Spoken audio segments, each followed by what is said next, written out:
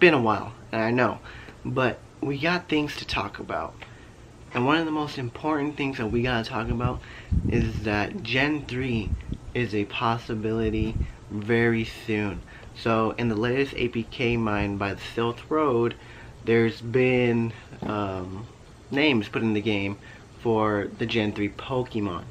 Now with that being said, last time they did that for Gen 2, it was, I believe, around 3 months before we actually got Gen 3. So I'm predicting Gen 3 right now is probably going to come out on November. Somewhere in November, Gen 3 is going to be released.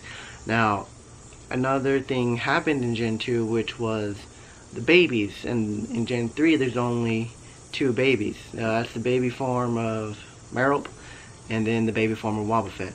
Hopefully we do not get a small update to where we can get those babies, because only 2 of them. I don't think that's going to be very fun.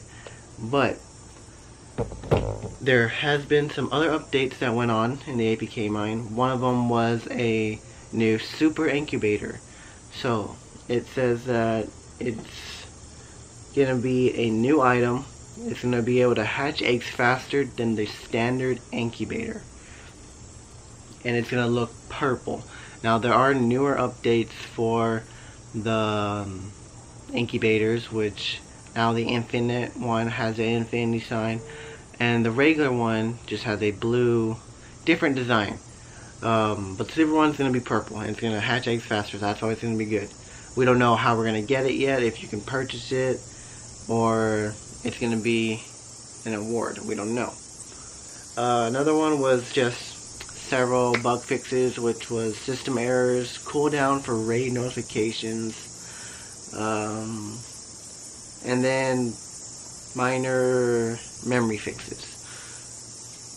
And another one was changes to shinies. Now if you guys don't have shinies, which I don't, so people, I guess, were saying that the shinies weren't shiny enough in your bag. So if you click on your shinies, it'll have a more sparkle effect to it.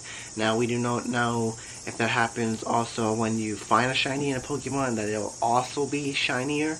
It'll have a more shiny effect, how, you know, it spins and pops up. We don't know yet. But they're also going to be doing changes to the raid update. So you'll get a new raid 1 emblem. That's going to be one of the fixes they did, and a new raid decal color.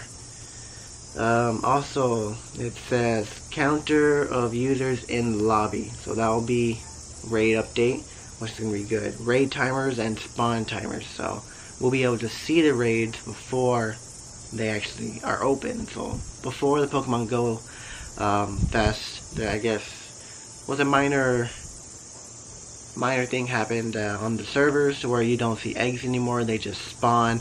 I think they're going to bring that back so you can have more time to coordinate.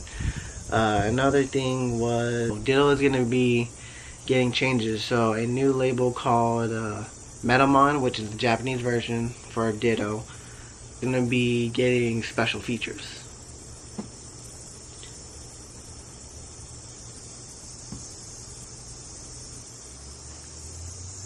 Another thing that went and took place in the APK mine was the ability to search for movesets. So if you guys typed in the search bar in your Pokemon search at counter, it'll pull up all of your Pokemon with that counter moveset. Now this will make things easier when you need to find Pokemon with the right movesets against legendaries or whatever raid boss you're doing.